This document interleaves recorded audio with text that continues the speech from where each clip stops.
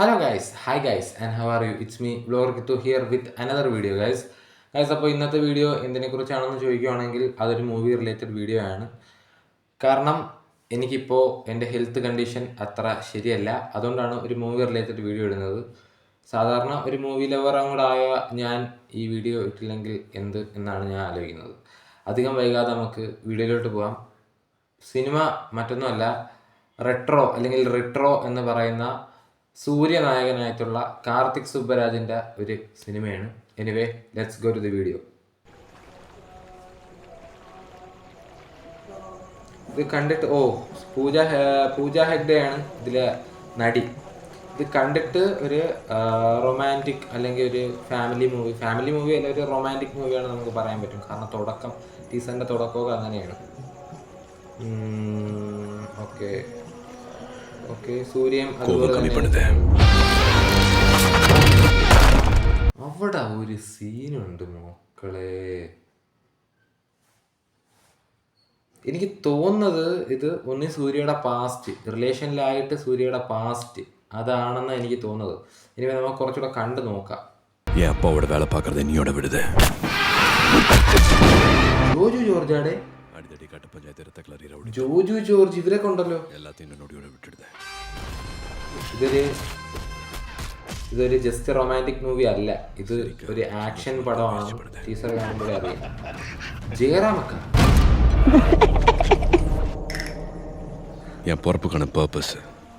ജയറാമും മഹേഷിന്റെ പ്രതികാരത്തിലെ ലവുണ്ടല്ലോ, എന്നിട്ട് ജോൺസണാ ഇവരെ കൊണ്ടുകേട്ടാ.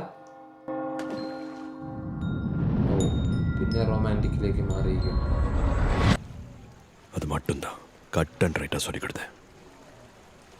ഇതൊരു റൊമാൻറ്റിക് സിനിമയാണോ എന്ന് ചോദിച്ചാൽ റൊമാൻറ്റിക് സിനിമയാണ്. പക്ഷേ ഒരു ആക്ഷൻ സിനിമയാണെന്ന് വെച്ചാൽ ഒരു ആക്ഷൻ സിനിമയാണ് എന്ന് പറയാൻ പറ്റിയ ഒരു സിനിമയായിരിക്കണം. ടീസർ കണ്ടിട്ട് അങ്ങനെയാണ് തോന്നുന്നത്. ആക്ഷൻ സീക്വൻസസ് കൊള്ളാം. ഇപ്പോൾ ഒന്നാമത് സൂര്യ എന്ന് പറയുന്നത് നമ്മുടെ നടൻ. ഇപ്പോൾ കങ്കുവ അത് എല്ലാവരും മോശപ്പെട്ട റിവ്യൂ ആണ് പറഞ്ഞത്. May be this will be A comeback movie of Surya after Kanguva. കാരണം ഇത് ഒരു റൊമാൻറ്റിക് സിനിമയാണ്, പക്ഷെ അത് റൊമാൻറ്റിക്കും അതുപോലെ തന്നെ ആക്ഷൻ സീക്വൻസസും കൂടി ചേർന്ന് വരുന്നതാണ്. കൂടാതെ മലയാളം ആക്ടേഴ്സ് ജോജു ജോർജ്, ജയറാം, പിന്നെ ആ മഹേഷിൻ്റെ പ്രതികാരത്തിലെ ആ ജിൻസണോ അങ്ങനെ എന്തോ പറയുന്ന ആള്, അവരെ കൊണ്ട് കേട്ടോ. പിന്നെ സൂര്യ ആക്ടർ പൂജ ഹെഗ്ഡെയാണ് നടി. വേറെ സഹനടിമാരെയൊന്നും ഇതുവരെ കാണിച്ചിട്ടില്ല. കൊള്ളാം, ടീസർ കാണാൻ കൊള്ളാം. സിനിമയെന്ന് പറയുമ്പോൾ അത് നമ്മൾ സിനിമ കാണാൻ പോകുമ്പോൾ ഒരു കാരണവശാലും ഒരു സിനിമയെ നമ്മൾ ഹൈപ്പിലെടുത്ത് വെച്ച് കാണാൻ പോകരുത്. കാരണം എന്ന് പറയുമ്പോൾ നമ്മൾ അധികം ഹൈപ്പ് കൊടുത്ത് കാണാൻ പോയ രണ്ട് സിനിമകളെ കിടില് പറ്റി വിജയിച്ചിട്ടുള്ളത്. ഒന്നെന്ന് പറയുമ്പോൾ KGF 2, 1 അല്ല KGF 2. അത് നമുക്കറിയാമായിരുന്നു ഷുവറായിട്ടും ജയിക്കും, ഷുവറായിട്ടും പടം സൂപ്പർ ഹിറ്റാവും എന്നെല്ലാം പറയുന്ന സിനിമയായിരുന്നു. അവസാനം അത് മോർ ദാൻ 1000 crores അടിച്ചു. രണ്ടാമത്തെ സിനിമയെന്ന് പറയുമ്പം RRR, അത് ഹൈപ്പ് കൊടുത്ത് വെച്ചിരുന്ന സിനിമയാണ്. ചില സ്ഥലത്തൊക്കെ എനിക്ക് അത്യാവശ്യം പ്രതീക്ഷ ഉണ്ടായിരുന്ന ഒരു സിനിമയാണ്. അതും മോർ ദാൻ 1000 crores കയറി ഉണ്ട്. ഇപ്പോഴത്തെ ആൾക്കാരെല്ലാവർക്കും ഇഷ്ടപ്പെടുന്നതെന്ന് പറഞ്ഞാൽ ഒന്ന് ആക്ഷൻ സീൻസ്, പിന്നെ ആക്ഷനിൽ പെടുന്നതാണല്ലോ ഫൈറ്റ്സ്, പിന്നെ റൊമാൻസ്, ഇതൊക്കെ വരുന്ന സിനിമയാണ് ഇഷ്ടപ്പെടുന്നത്. അപ്പം ഇത് ഒരു ഫീൽ ഗുഡ് മൂവി ആണോ എന്ന് വെച്ചാൽ ഫീൽ ഗുഡ് മൂവി അല്ല, ഒരു കാരണവശാലും അല്ല. കാരണം ഇതിൽ കുറേ ആക്ഷൻ സീൻസൊക്കെ വരുന്നുണ്ട്. പിന്നെ ഏതായാലും ഈ പടം ഏതായാലും പൊട്ടത്തില്ല എന്നൊരു ഗ്യാരണ്ടി ഉണ്ട്.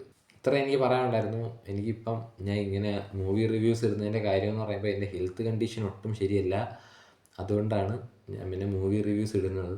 അത് വേറൊരു കാര്യം. ഓക്കെ, എനിവേ നമുക്ക് സിനിമ വരുമ്പോൾ അറിയാം. ഒരു ആവറേജ് സിനിമ എന്ന് ഞാൻ പറയുന്നുള്ളൂ, അല്ലാതെ വെറുതെ ഇപ്പോഴേ ഹൈപ്പ് കയറ്റി വയ്ക്കാനൊന്നും എന്നെ കൊണ്ടുപോയി. ഒരു ആവറേജ് സിനിമ 2025 ഇറങ്ങാൻ പോകുന്ന ഒരു ആവറേജ് സിനിമ എന്ന് മാത്രമേ ഞാൻ ഈ സിനിമയെക്കുറിച്ച് പറയുന്നുള്ളൂ. Anyway, Tata, bye bye. And subscribe ചെയ്യാത്തവരുണ്ടെങ്കിൽ പെട്ടെന്ന് ആ സബ്സ്ക്രൈബും കൂടെ ചെയ്തിട്ട് തൊട്ടിട്ട് വരുന്ന ബെല്ലൈക്കണും കൂടെ ഒന്ന് എനേബിൾ ചെയ്ത് വെച്ചേക്കുക. Anyway, Tata, good bye, happy Christmas. ക്രിസ്മസിന് എടുക്കുന്ന വീഡിയോ ആണ് കേട്ടോ. പിന്നെ ഒരു advanced new year. Okay, Tata. Today I'm signing off. Vlogger Gitu and people call me VK guys.